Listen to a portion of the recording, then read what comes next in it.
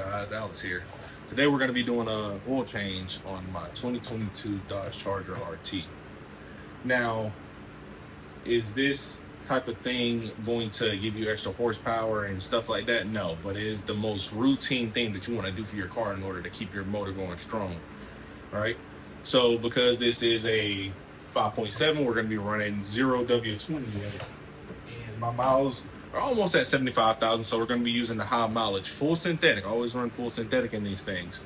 0820. I like to go with Mobil 1. Mobil 1's never let me down, in all honesty. And when you see those things that say this helps your engine life and everything else like that on the oil, usually not too much true, right? So the only differences that you're gonna really see, even in your more top end motor oil that's way more expensive than anything else, is because it's been branded for a long time or because it became popular. Mobil 1 is still to this day used in NASCAR and other types of racing vehicles and everything. It's never let me down, right? Always change my oil around 3,000 to 5,000 miles, but it's saying here on the high mileage that it can get up to 7,500, but still, I know how I drive my car. Yeah, you can get up to 7,500 miles off of one oil change, but that's if you're very lenient on the gas pedal. And being that I like to rev and I like to go fast, like Ricky Bobby, not first or last, typically I change mine around anywhere between 3,000 to 5,000 miles.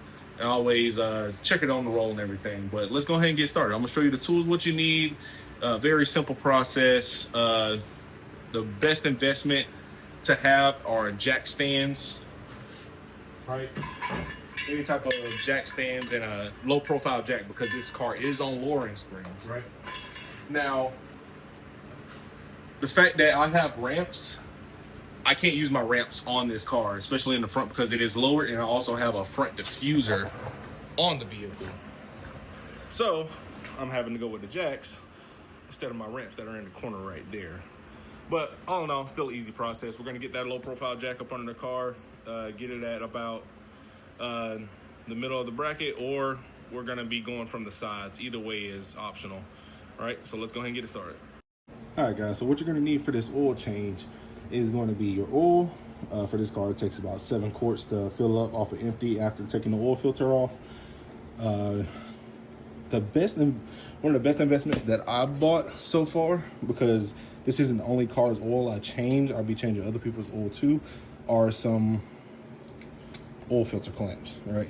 So just in case somebody over tightens, which you're not supposed to, it's only supposed to be hand tight with these oil filters, you can use this to grab on and twist it off however you may need it.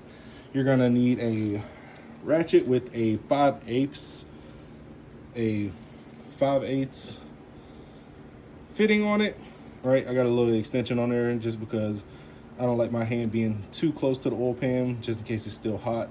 I got the extension on there with the ratchet 5/8 socket on there. Then some paper towels, of course, to be able to clean up a mess if you do make one. And then your oil bin, your oil drain bin.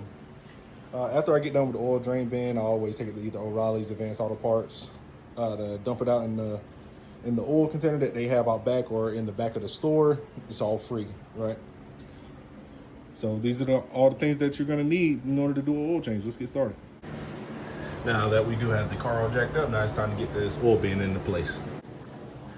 Now that I have my oil bin in place, I have it right up under my oil pan. Now it's gonna be time to put the ratchet to work and loosen this thing up. And then we're just gonna let all the oil drain out. As you can see right now, we got all the oil draining out in the bin. Now we're gonna wait for that to finish up. Then we're gonna wiggle on over right here where you can see the oil filter. We're gonna be taking that off and switching to the oil filter. While we're letting it drain, we also want to make sure that the color of this is not too far off or not in that chocolatey milk state.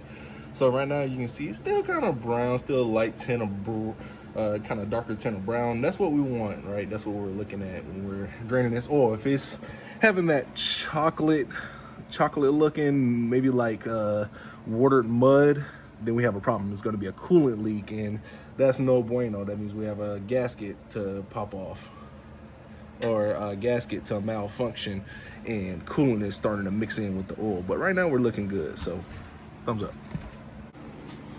little trick, little hack if you don't have a funnel to put their oil back into the car. You get your water bottle, cut it in half, take the cap off, spin it on there, boom, got your little funnel. A little side note, if you're running an oil catch can on your car, make sure that you take this can off and dump that old oil out of here, because that gets recycled back from the intake manifold. So this all this is just old oil being caught in this can, given the name oil catch can. All right, guys, now that the oil change is done, everything's filled back up, everything's tightened down to how it should be. Now we're gonna start the car and let it get up to temp so it can run that oil through the system, all that new oil through the system, and then we're gonna check that dipstick.